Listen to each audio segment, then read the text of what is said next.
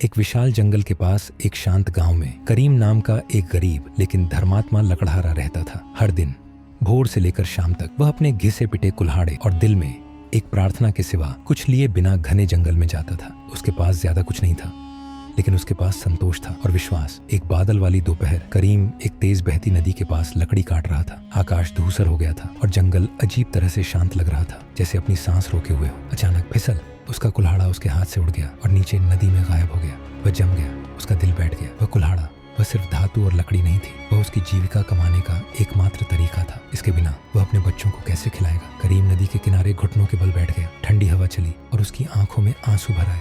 या अल्लाह, उसने कांपते होंठों से फुसफुसाया, तू ही रोजी देने वाला है, मुझे नहीं पता कि क्या करना है। नदी मौन में दहाड़ती रही। फिर बिना किसी चेतावनी के एक सफेद कपड़े पहने एक बूढ़ा आदमी उसके बगल में प्रकट हुआ। उसकी आंखें चमकीली थीं, फिर भी शांत। उसकी उपस्थिति दिव्य लग रही थी। तुम क्यों रो रहे हो मेरे बेटे? आदमी ने धीरे से पूछा। करीम चौंक कर अपना दुख बताने लगा। आदमी ने धीरे से सिर हिलाया और नदी में चला गया। एक पल बाद वह एक चमकता हुआ सुनहरा कुल्हाड़ा पकड़े हुए बाहर आया। क्या ये तुम्हारा है? उसने पूछा। करीम ने सुनहरा कुल्हाड़ा देखा, कुछ ऐसा जिसका उसने कभी सपने में भी मालिक बनने की नहीं सोचा था। उसने अपनी नजरें नीची कर ली और कहा, नहीं, वह मेरा नहीं है। आदमी ने फिर सिर हिलाया। वह पानी में लौटा और एक सुंदर चांदी का कुल्हाड़ा लेकर वापस आया। क्या ये तुम्हारा है? लालच करीम के मन में फुसफुसाया। हाँ कह दो, किसी को पता नहीं चलेगा। लेकिन उसने अपना सिर हिला दिया। वह भी मेरा नहीं है। आदमी तीसरी बार मुस्कुराया। वह एक बार फिर पानी में लौटा। इस बार एक जंग खाया हुआ पुराना फटा हुआ लोहे का कुल्हाड़ा लेकर आया। करीम का चेहरा राहत से खिल उठा। हाँ, वही है, अल्हम्दुलिल्लाह। आदमी ने उसे कुल्हाड़ा थमा दिया, फिर रुक गया। एक हल्की मुस्कान के साथ उसने कहा, तुम्हारी ईमानदारी,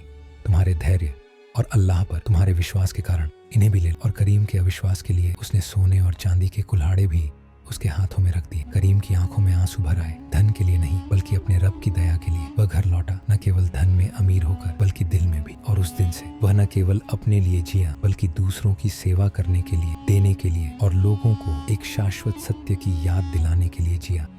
अखलाकी सबक ये है कि ईमानदारी हमेशा इनाम देती है, चाहे आपको कोई ना देखे। अल्लाह सब कुछ देखता है, और जब आप इस पर भरोसा करते हैं और सही काम करते हैं तो वो आपको आपकी तवक्को से ज्यादा देता है।